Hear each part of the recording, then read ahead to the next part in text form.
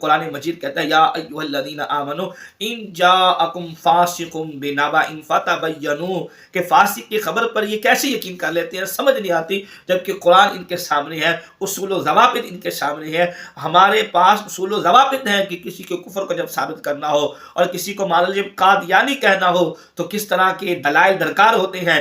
جبکہ میں آپ کو بتاتا ہوں کہ ختم نبوت کے بارے میں اقبال علیہ رحمہ کا خود کا کلام کیا کہتا ہے، جو انہوں نے فارسی میں لکھا ہے، بس خدا بربا شریعت ختم کرد، بر رسول ما رسالت ختم کرد۔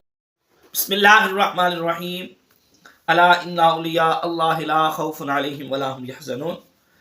جیسا کہ آپ تمام دوست احباب جانتے ہیں کہ آج 9 نومبر اقبال یوم اقبال ہے، کہ جس دن حضرت اقبال علیہ رحمہ آپ کی پیدائش ہوئی تھی، اور اقبال ڈے کی خوشی میں پورے پاکستان میں عام تعطیلات کا بھی اعلان کیا گیا۔ لوگوں نے اقبال کے دن پہ اقبالیات کو پڑھا، اقبالیات کو بیان کیا، اقبالیات کی فکر کو عام کیا۔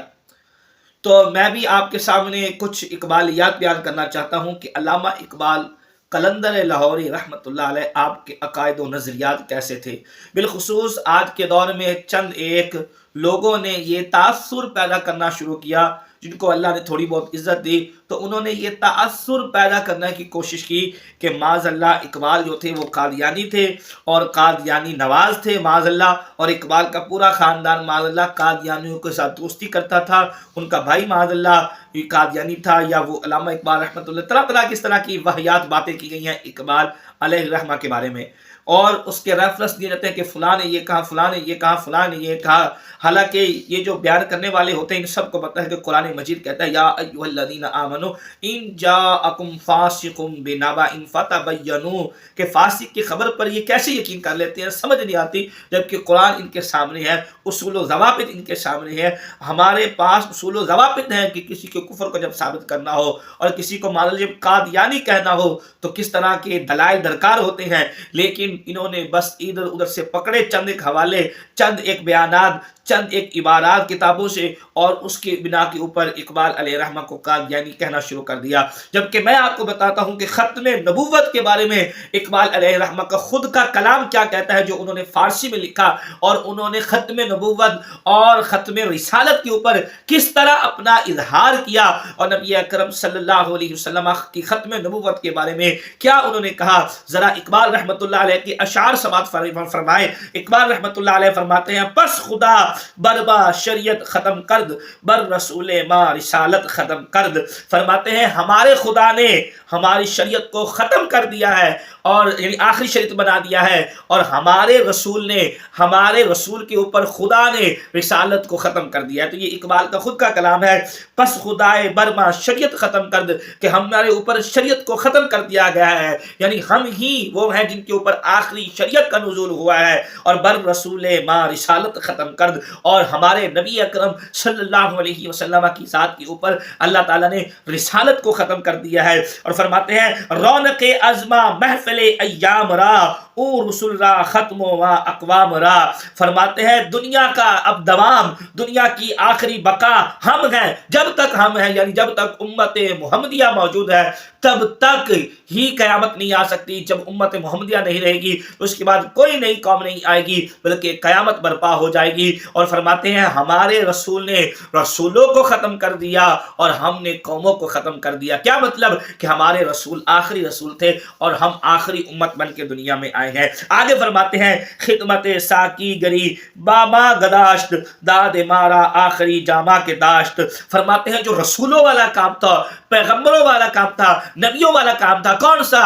دعوت و تبلیغ کا کام، اشاعت دین کا کام، اشاعت سنت کا کام۔ فرماتے ہیں اللہ تعالیٰ نے وہ کام ہمارے سپرد کر دیا اور قرآن کو ہمارے لیے آخری کتاب بنا کر ہمارے ہاتھ میں دے دیا۔ تو ان اشعار میں اقبال قرآن کو آخری کتاب بھی مان رہے ہیں اور رسول خدا صلی اللہ علیہ وسلم کی ختم نبوت کے اوپر بھی گواہی دے رہی ہے۔ آگے سنیں، آگے اقبال نے کمال کی بات کی، کمال کیا۔